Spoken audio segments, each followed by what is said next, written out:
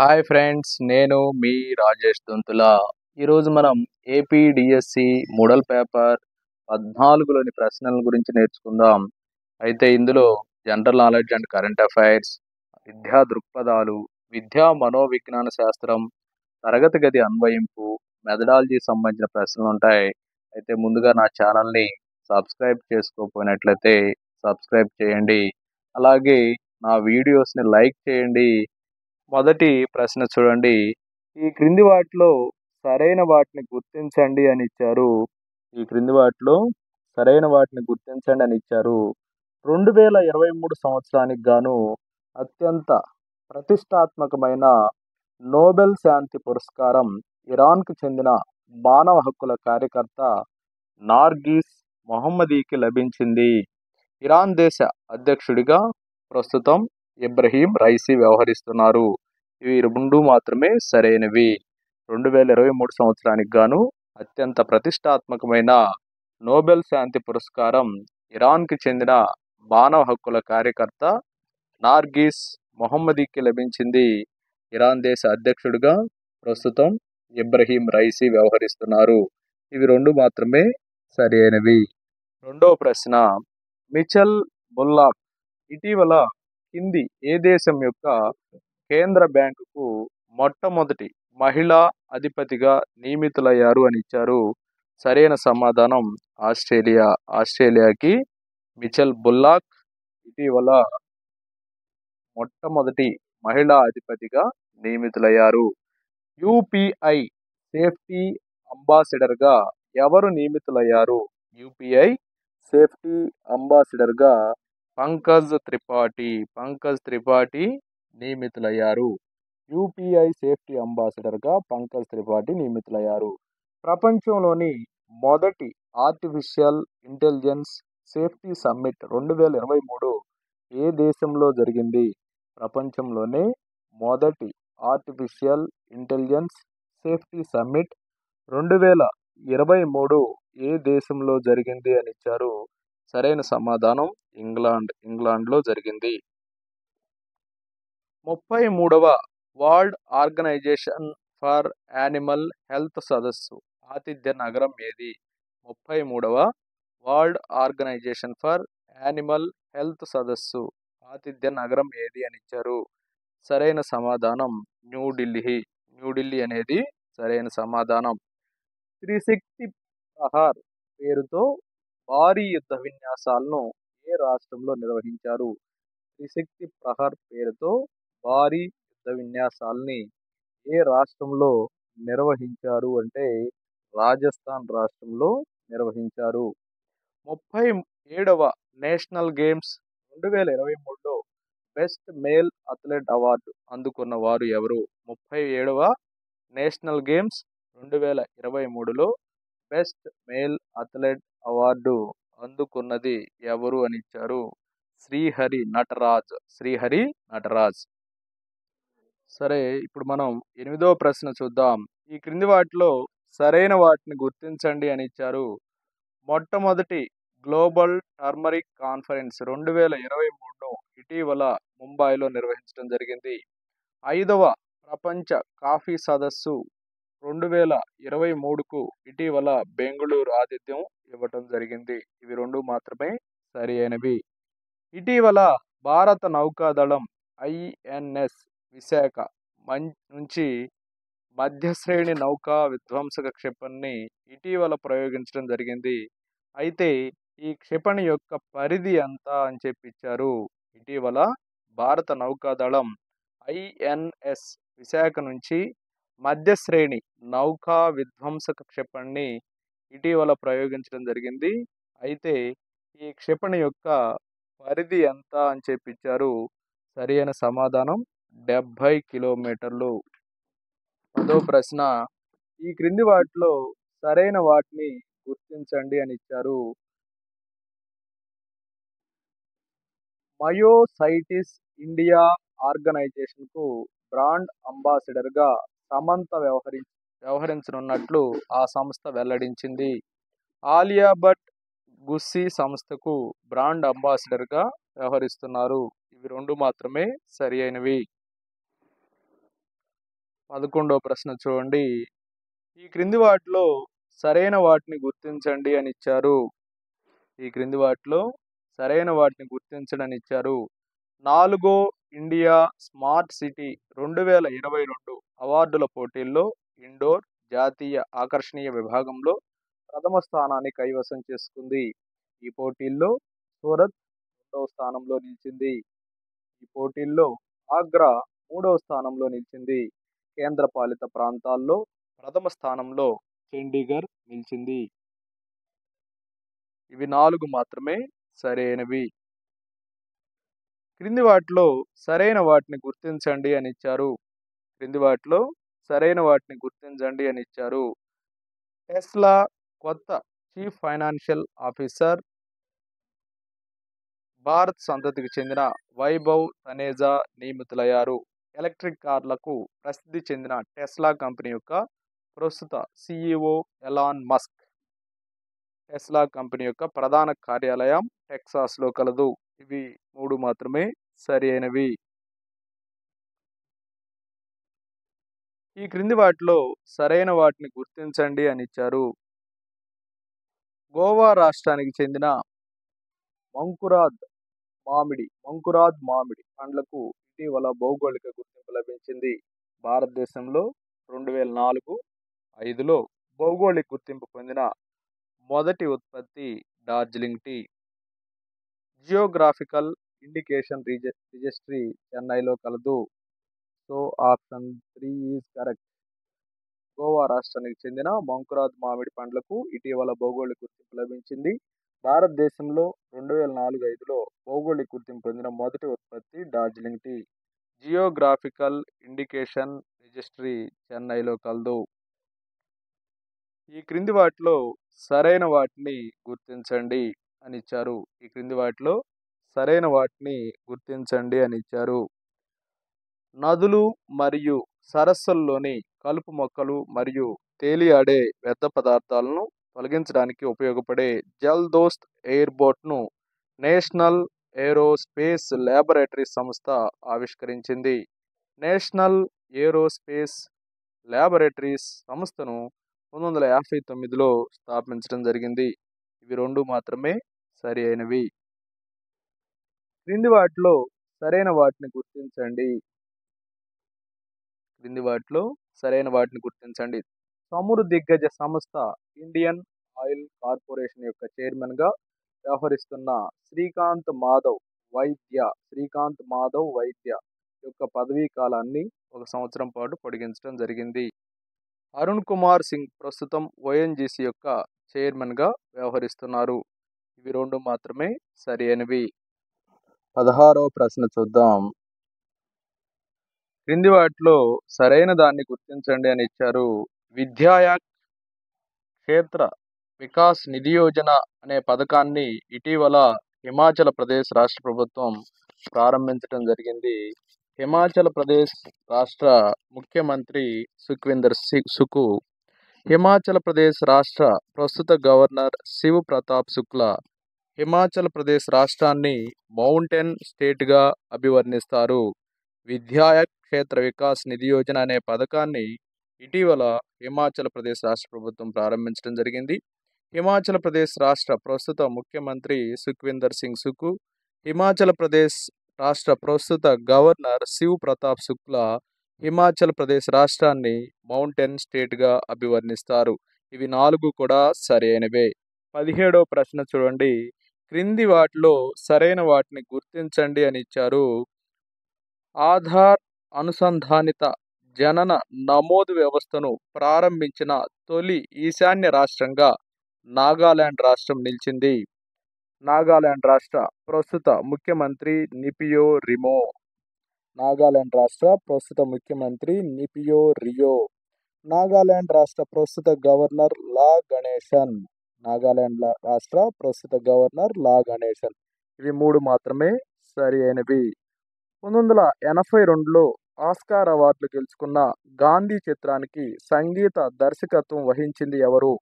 Pandit Ravishankar. Indian బిస్మార్క్గా పేరు పొందినది ఎవరు అంటే వల్లభాయ్ పటేల్. ఇండియన్ బిస్మార్క్గా పేరు పొందింది ఎవరంటే వల్లభాయ్ పటేల్. వన్డే క్రికెట్లో డబుల్ సెంచరీ సాధించిన తొలి వ్యక్తి ఎవరు అంటే సచిన్ టెండూల్కర్. సచిన్ టెండూల్కర్ వన్డే క్రికెట్లో డబుల్ సెంచరీ సాధించిన తొలి వ్యక్తి. ఇప్పుడు విద్యా దృక్పథాలకు సంబంధించినటువంటి ప్రశ్నల్ని నేర్చుకుందాం. 21వ ప్రశ్న. జాతీయ విద్యా విధానం 2020 ప్రకారం అని ఇచ్చారు. 3-6 సంవత్సరాల వయసు వారికి ఉచిత విద్యా భరోసాని కల్పించాలి. గిరిజన ప్రాబల్య ప్రాంతాలలో ఈసీసీఈ ప్రవేశపెట్టబడుతుంది. ఆశ్రమ పాఠశాలల్లో ఈసీసీఈ ప్రవేశపెట్టబడుతుంది. ఇక్కడ సరి అయిన ప్రవచనాలు చూసినట్లయితే ఏబిసి 3 కూడా సరి అయినవే. హార్టాగ్ కమిటీ దీనిపై దృష్టిని కేంద్రీకరించింది అని ఇచ్చారు. ప్రాథమిక, సెకండరీ మరియు ఉన్నత విద్యపై దృష్టి కేంద్రీకరించింది హార్టాగ్ కమిటీ. 6-14 సంవత్సరాల విద్యార్థులకు తగిన విధంగా ఉపయోగపడే విద్యను కల్పించుట కొరకు భారత ప్రభుత్వంచే ఏర్పాటు చేయబడిన సమగ్రత మరియు ఏకత ఎజెండా కార్యక్రమము అని ఇచ్చారు. సర్వ శిక్షా అభియాన్ అనేది 6-14 సంవత్సరాల విద్యార్థులకు తగిన విధంగా ఉపయోగపడే విద్యను కల్పించుట కొరకు భారత ప్రభుత్వంచే ఏర్పాటు చేయబడిన సమగ్రత మరియు ఏకత ఎజెండా కార్యక్రమం. సాధారణ విద్య తరగతి గదుల్లోనే వైకల్యం కలిగిన విద్యార్థులకు కూడా బోధించవలసిన బాధ్యత పాఠశాలలదేనని స్పష్టం చేసినటువంటి రాజ్యాంగ సవరణ ఏది అని ఇచ్చారు. ఐడిఇఏ 1997. ఐడిఇఏ 1997 ప్రకారం సాధారణ విద్యా తరగతి గదుల్లోనే వైకల్యం కలిగిన విద్యార్థులకు కూడా బోధించవలసిన బాధ్యత పాఠశాలలదేనని స్పష్టం చేసింది ఐడిఇఏ 1997 రాజ్యాంగ సవరణ. ఈ క్రింద తెలిపిన వాటిలో ప్రోగ్రెస్ రిపోర్ట్ విధుల్లో అనుచితమైనది అనిచ్చారు. ఇతర విద్యార్థుల ఫలితాలను పరీక్షించి వారి ఫలితాలను తమ పిల్లల ఫలితాలతో సరిపోల్చడానికి ఇది ఉపాధ్యాయులకు మరియు తల్లిదండ్రులకు సహాయపడుతుంది అన్నది అనుచితమైనది. ప్రోగ్రెస్ రిపోర్ట్ విధుల్లో అనుచితమైనది ఇతర విద్యార్థుల ఫలితాలను పరీక్షించి వారి ఫలితాలను తమ పిల్లల ఫలితాలతో సరిపోల్చడానికి ఇది ఉపాధ్యాయులకు మరియు తల్లిదండ్రులకు సహాయపడుతుందనేది అనుచితమైనది ప్రోగ్రెస్ రిపోర్టుల్లో. జాతీయ విద్యా ప్రణాళిక చట్టం 2005 దీని ఫలితం అని ఇచ్చారు. పాఠశాల విద్య కోసం జాతీయ విద్యా ప్రణాళిక చట్టం 2000 పై సమీక్ష నిర్వహించడానికి పాఠశాల విద్య కోసం జాతీయ విద్యా ప్రణాళిక చట్టం 2000 పై సమీక్ష కోసం జాతీయ విద్యా ప్రణాళిక చట్టం 2005 ఉన్నది. మండల స్థాయి కంటే పై స్థాయి కార్యాలయాల్లో సమాచార హక్కు దరఖాస్తుతో చెల్లించవలసిన రుసుము అని ఇచ్చారు. 10 రూపాయలు. ప్రజాస్వామ్య సుగుణాలలో చేరు దానిని క్రింది వానిలో గుర్తించండి అని ఇచ్చారు. ప్రజాస్వామ్య సుగుణాలలో చేరునవి హక్కుల సాధన, పౌరసత్వ శిక్షణాలయం, ప్రతిభకు గుర్తింపు. ఇవి 3 కూడా ప్రజాస్వామ్య సుగుణాలే. ప్రజాస్వామ్యం పనిచేయు విధానాన్ని విద్యార్థులు తెలుసుకోవడానికి ఎక్కువగా సహాయపడేది మాదిరి పార్లమెంటు నిర్వహించటం అనేది ప్రజాస్వామ్యం పనిచేయు విధానాన్ని విద్యార్థులు తెలుసుకోవడానికి ఎక్కువగా సహాయపడుతుంది. ఈ క్రింది వానిలో సరైనది కానిది అని చెప్పిచ్చారు. షెడ్యూల్ తెగల పిల్లల తల్లిదండ్రులలో విద్య పట్ల కాంక్ష ఎక్కువ స్థాయిలో ఉంటుంది. షెడ్యూల్డ్ తెగల పిల్లల తల్లిదండ్రుల్లో విద్య పట్ల కాంక్ష ఎక్కువ స్థాయిలో ఉంటున్నదనే సరి అయినది కానిది. ఇప్పుడు విద్యా మనోవిజ్ఞాన శాస్త్రం తరగతి గది అన్వయింపుకు సంబంధించిన ప్రశ్నల్ని నేర్చుకుందాం. గతంలో నేర్చుకున్న ఒక కృత్య అనుభవం మరియు సారూప్య కృత్యాన్ని నేర్చుకోవడంపై ఎంతో కొంత ప్రభావం చూపుతుంది అని తెలియపరిచే అభ్యసన లక్షణమును క్రింది వానిలో గుర్తించండి అని ఇచ్చారు. సరైన సమాధానం అభ్యసనం బదలాయించుబడు ప్రక్రియ. అభ్యసనం బదలాయించుబడు ప్రక్రియ గతంలో నేర్చుకున్న ఒక కృత్య అనుభవం మరియొక సారూప్య కృత్యాన్ని నేర్చుకోవడంపై ఎంతో కొంత ప్రభావం చూపుతుందని తెలియచేసే అభ్యసన లక్షణం.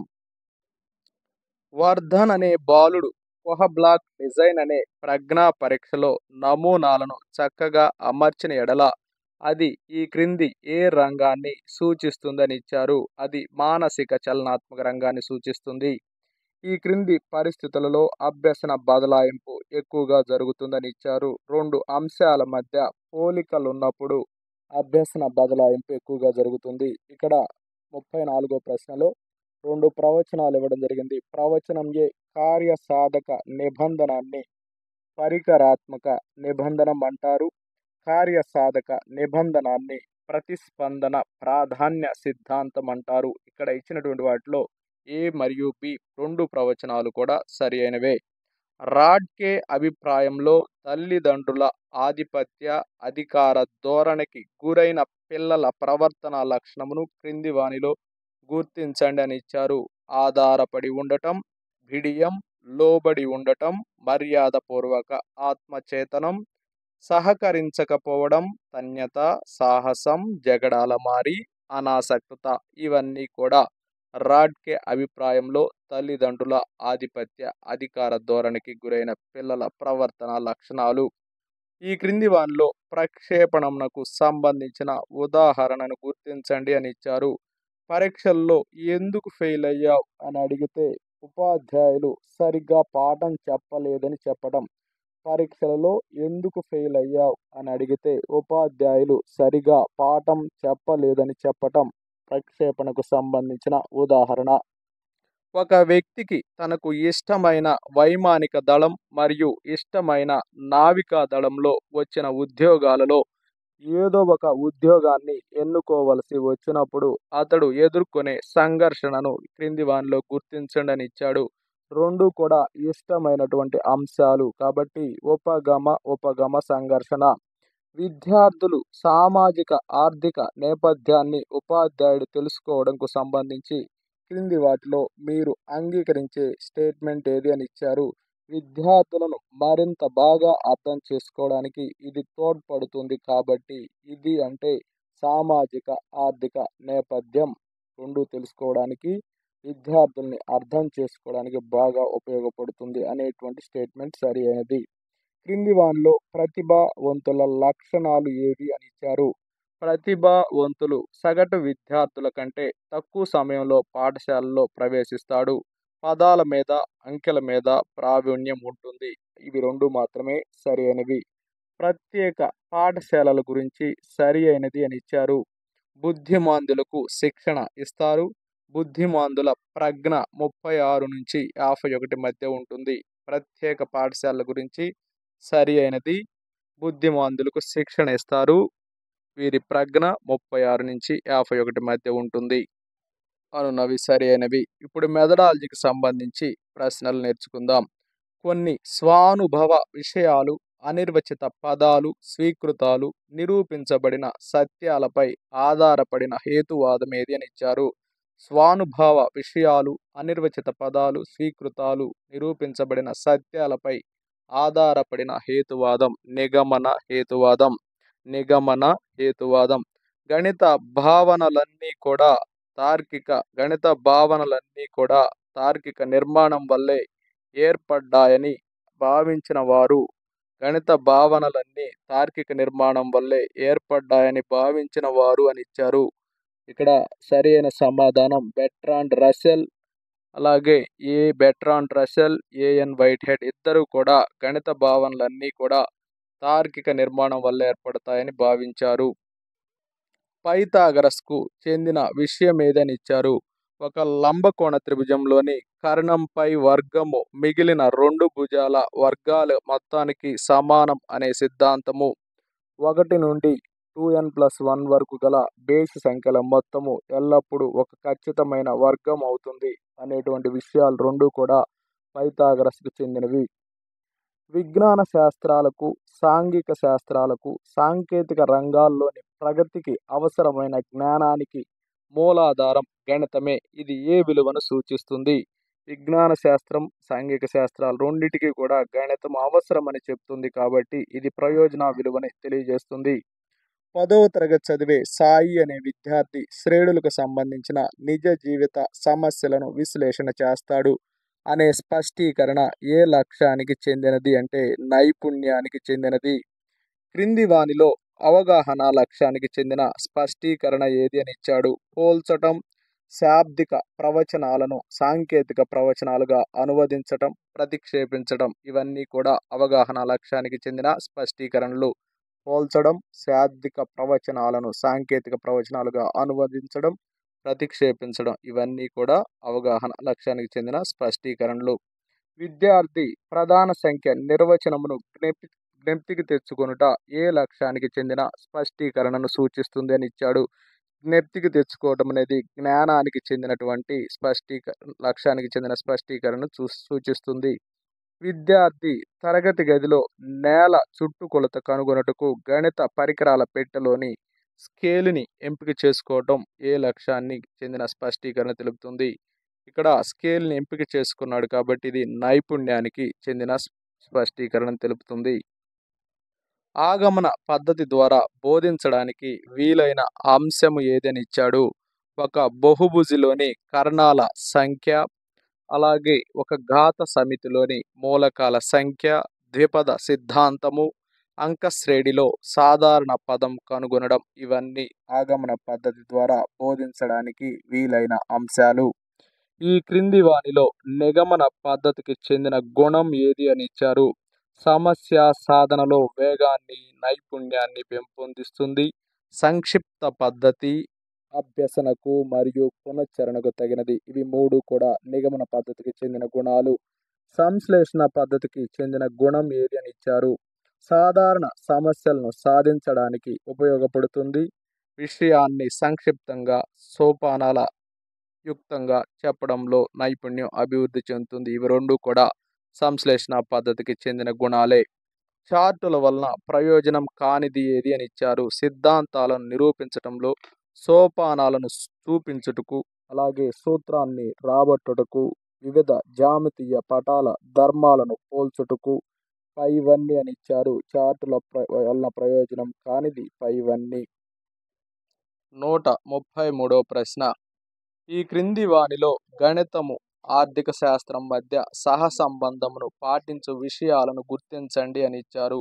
జనాభా పెరుగుదల, తగ్గుదల, పంచవర్ష ప్రణాళికలు, అలాగే జాతీయ ఆదాయము, తలసరి ఆదాయము ఇవన్నీ కూడా గణితము, ఆర్థిక శాస్త్రం మధ్య సహసంబంధాన్ని తెలియజేస్తాయి. క్రింది వానిలో అభ్యాసకుడి కేంద్రీకృత లక్ష్యాన్ని గుర్తించండి అని ఇచ్చారు. విద్యార్థులను జట్లుగా చేసి ఇచ్చిన దీర్ఘచతురస్ర స్థల వైశాల్యాన్ని టేపు సహాయంతో కొలిపించడం, పుస్తకంలో తెలిపిన సూత్రం ఆధారంగా ఇచ్చిన స్థల వైశాల్యం అభ్యాసకులు లెక్కించడం, దీర్ఘచతురస్రం పొడవును కొలిచి నమోదు చేయాలి. ఇవి అన్నీ కూడా సరి అయినవే. కృత్యాధార పద్ధతిని మరింత సమర్థవంతంగా నిర్వహించడానికి దోహదపడే కృత్యం ఏదని ఇచ్చారు. సహజ అభ్యసన అనుభవాలు కల్పించేటట్లు ఉండాలి. అంతర్గత సామర్థ్యాలను పెంపొందించేవిగా ఉండాలి. స్వయం అభ్యసనాన్ని ప్రోత్సహించే విధంగా ఉండాలి.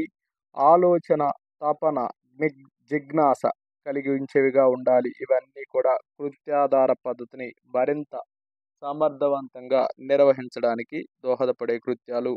విద్యార్థులు వారు పొందిన జ్ఞానంతో నూతన ఉదాహరణలు ఇవ్వడం అనేది భావనల చిత్రీకరణలో ఏ దశలో జరుగుతుంది అని ఇచ్చారు. సరైన సమాధానం వినియోగ దశ.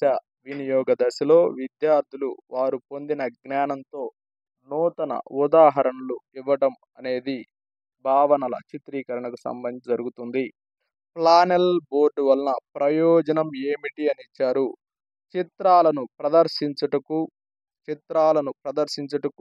ఒక ఫార్ములాను రాబట్టుటలో, సోపానాలను ఒక వరుస క్రమంలో ప్రదర్శించుటకు, ఒక సమస్యను సాధించుటలో సోపానాలను ఒక వరుస క్రమంలో ప్రదర్శించుటకు, తయారు చేసిన వాటిని ప్రదర్శించుటకు ఇవన్నీ కూడా ప్లానెల్ బోర్డు యొక్క ఉపయోగాలే.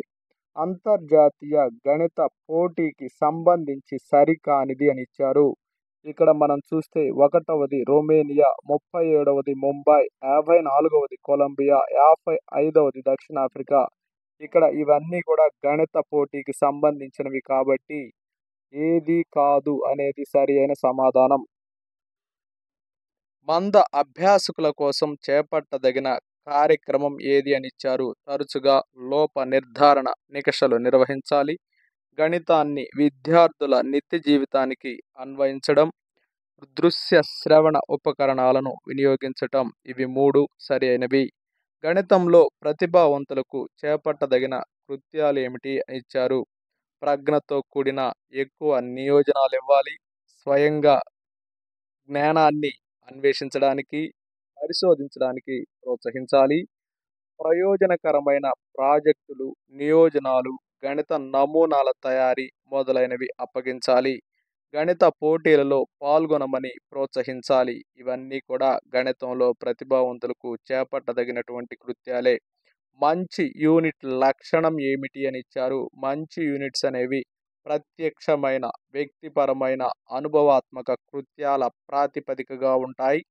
విద్యార్థి జీవిత సంబంధ అన్వయాలు ఉండేలా ఉంటాయి. అల్ప సామర్థ్యం గల విద్యార్థులు ఆ యూనిట్ పరిధిని దాటి వెళ్ళే అవకాశం ఉండే విధంగా ఉంటాయి. కృత్యాల శ్రేణి అధికంగా ఉండే విధంగా ఉంటాయి. ఇక్కడ మంచి యూనిట్ లక్షణాలు ఇచ్చినవన్నీ కూడా మంచి యూనిట్ లక్షణాలే. ఘనాకారపు కడ్డీల గురించి ఈ క్రింది వాటిలో సరి అయినది కాని దాన్ని గుర్తించండి అన్నాడు. ప్రతి కొలతలోనూ 10 కడ్డీలు ఉంటాయి. ఇది సరి అయినది. సరళ రేఖలు, సమాంతర రేఖలు ఏర్పరచవచ్చు. ఇది సరి అయినదే. పెద్ద, చిన్న అను భావనను గ్రహించవచ్చు. ఇది కూడా సరి అయినదే. సరి అయినది కాని దానిని గుర్తించమన్నారు. 1 యూనిట్ నుండి 20 యూనిట్ల కొలత వరకు ఉంటాయి అనేది ఘనాకారపు కడ్డీల గురించి సరి కానిది. విషయ విశదీకరణము అనే బోధనా సోపానము దేనికి చెందినది అని ఇచ్చారు. విషయ విశదీకరణము అనేది వికాస వ్యాసక్తులు అనే బోధనా సోపానానికి చెందినది. బోధనాభ్యాసన ప్రక్రియలో ఉపాధ్యాయుడికి మార్గదర్శకాలను ఇచ్చేది పాఠ్య పథకం. పాఠ్య పథకం అనేది బోధనాభ్యాసన ప్రక్రియలో ఉపాధ్యాయుడికి మార్గదర్శకాలను ఇస్తుంది. పాఠశాల విద్యార్థుల పురోభివృద్ధికి వ్యాసక్తులన్నీ కలిపి విద్యా ప్రణాళిక అవుతుంది అని నిర్వచించింది ఎవరు? ఆల్బర్టీ అనే అతను పాఠశాల విద్యార్థుల పురోభివృద్ధికి ఆసక్తులన్నీ కలిపి విద్యా ప్రణాళిక అవుతుందని నిర్వచనం ఇచ్చాడు.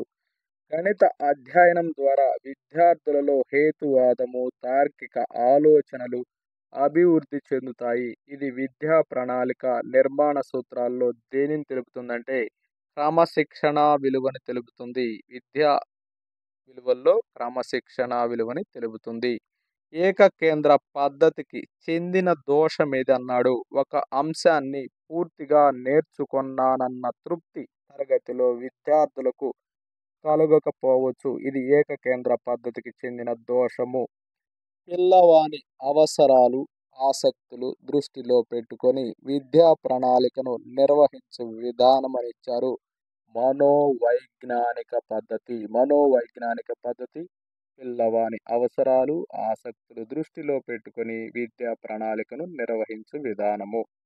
పాఠ్య పుస్తకం యొక్క సమర్థతకు నిర్ణయించే మూల్యాంకన సాధనాలలో హంటర్ స్కోర్ కార్డులో విషయానికి కేటాయించిన పాయింట్లు ఎన్ని అంటే 250